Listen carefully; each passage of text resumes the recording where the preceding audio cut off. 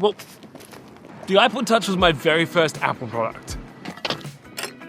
And considering Apple sold over 100 million of these things, there's a very good chance that it was your very first Apple product too. But the iPod Touch was more than just a music player with a touchscreen. It was a gateway to jailbreaking. Oh, jailbreaking. Customizing it in a way that Apple would never really approve of. But I can't help but wonder, after all these years, is it still possible to jailbreak this thing? Well, here's the plan. I want to know what it takes to jailbreak an iPod Touch in 2025. If the software is still out there. Spoiler alert, it is, but it's incredibly outdated. And if successful, I then want to try and install some tweaks on this thing. One that I could never get working as a 10-year-old. This. The freaking barrel tweak. Look at that, dude. Oh, isn't that so sick? So here I have, I think this is my wife Chelsea's iPod Touch. Is this yours? Is it? You don't know. I have no idea. I've been trying to swap coffee for matcha. I just don't think I'm much of a matcha girly.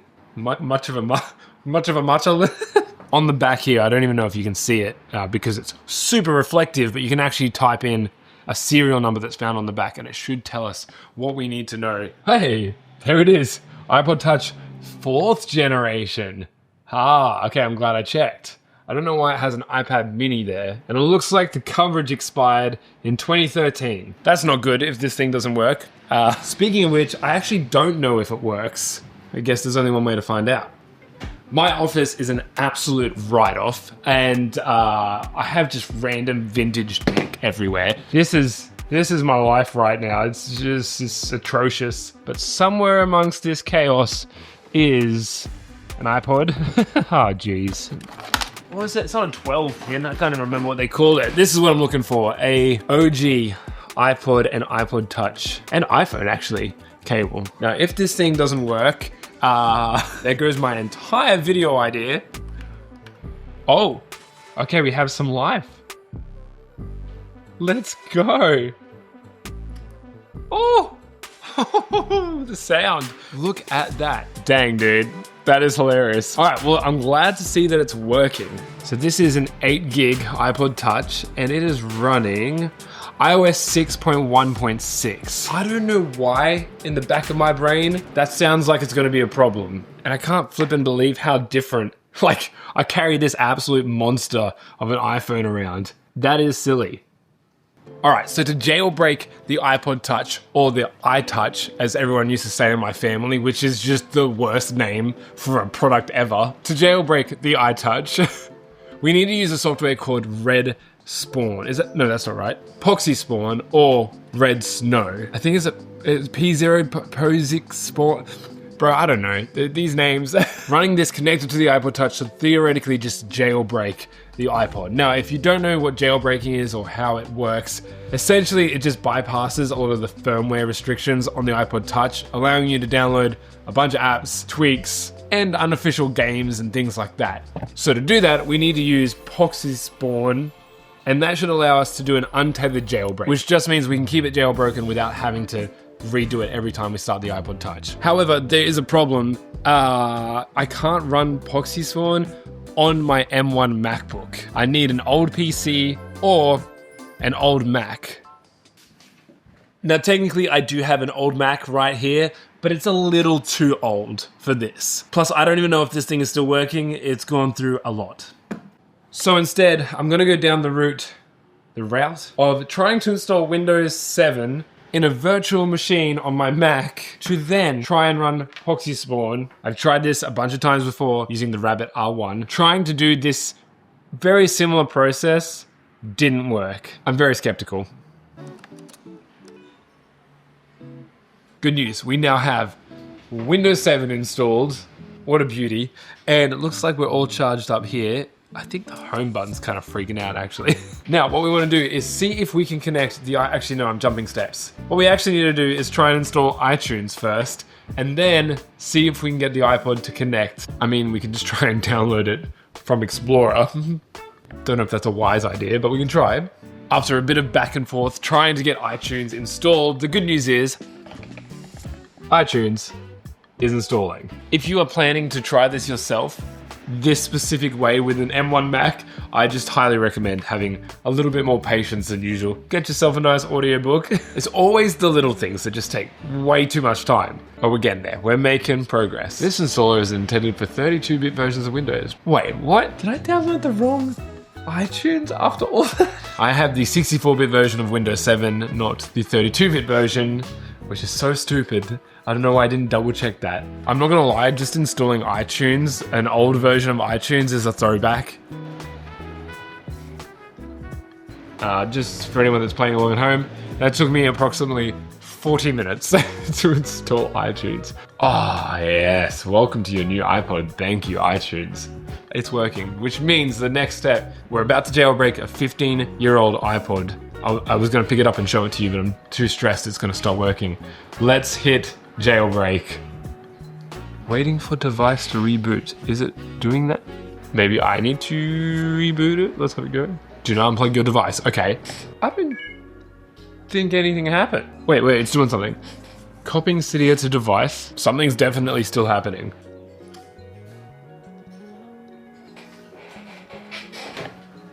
Yeah, let's go.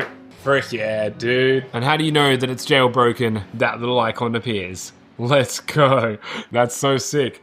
When Apple first released the iPod Touch, it just blew my mind. It wasn't long after the first iPhone, and the idea of having something that was almost the iPhone, but almost affordable for an 11, 12-year-old kid just got me so excited. And so I remember asking my parents day after day, like, guys, just can I please have an iPod Touch? My poor parents, we did not have the money.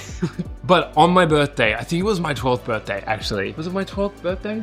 We went to the Apple store in Sydney. This was the very first Apple store in Australia. Insane. It's got all of those glass steps out back and the massive glass front. And when we were there, I bought my very first iPod Touch. It looked a little something like this. Actually, it was a black one. And I remember clear as day loading it up and trying out the beer app where you could like drink beer, or like the table tennis app, or the, what do you call it? Air hockey, that's what I'm thinking. The air hockey app. The whole idea of being able to use multiple fingers on a touchscreen was actually insane. I remember spending weeks trying to jailbreak my iPod Touch. Every time I tried to do it, it was a struggle. It was so out of my wheelhouse. I didn't really understand how to do it. But when I did finally unlock my iPod Touch, let me tell you, that was a satisfying feeling. A feeling that I'm not gonna lie, I don't really get that often as a grown adult. Now all that's left to do is to try and install this tweak. I think I might have bricked it. It's already cooked, bro. Nothing. Oh no, okay.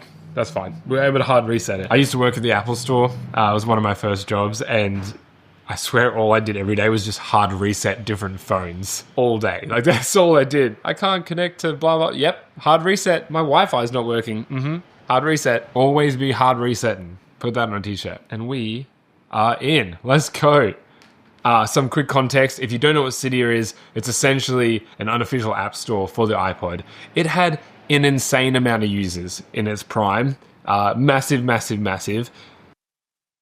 All right, good morning. Yesterday, I couldn't get the iPod working completely for a couple of reasons. So I successfully jailbroke it, which was great and honestly pretty simple, but Cydia just wouldn't load anything. Now, to be fair, this jailbreak is from like 10 years ago, so I didn't have high expectations. So it turns out the issue I was having was like an SSL issue. Essentially, all of this was happening in the transition from HTTP to HTTPS. Put simply, security on the internet changed during this kind of time of iPods. And so what would happen every time I opened Cydia, it would just say that it couldn't connect to any of the repos, it couldn't connect to anything. Now, luckily for me, the internet is a very giving place, and I was able to install the SSL patch, which helped me reconnect this iPod OS 6.1.6. We're good to go again. So now when I load up Cydia, the last thing to do is to download the Barrel app. Let's see if I can find it anywhere. A repo that has it.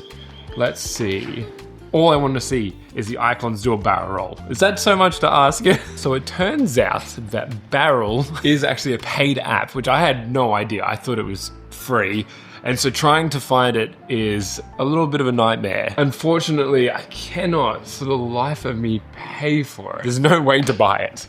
This is the official page. It looks kind of sketch, but there's just no way to actually pay for it. So I have no idea how that goes. Let's see if we can find an alternative. Aha, okay, apparently there is one called Cylinder. Before I do that though, I just want to show off that we've done something cool.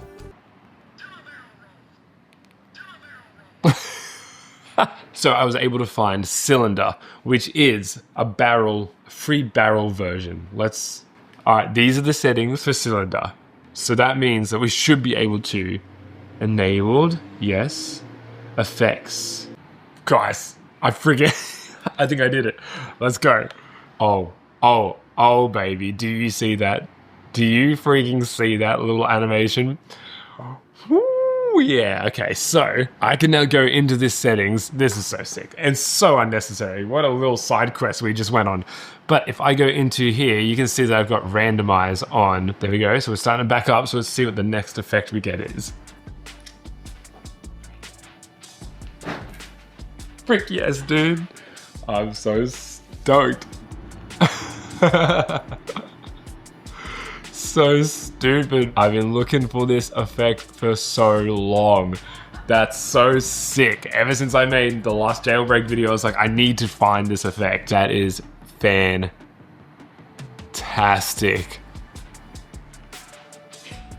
That's honestly, Apple, just build it in, bro. This is all we want. This was surprisingly a good little challenge. I feel like there are so many things that I could do with this jailbroken iPod Touch. So if you have any ideas, throw it down below because I'm keen to see what you guys have jailbroken and used your iPods for. There's something about it. There's just something about it. It throws me back to being that young kid trying to jailbreak my iPod Touch. It's just, All right, thank you for watching. Don't forget to be a legend. I'll see you soon.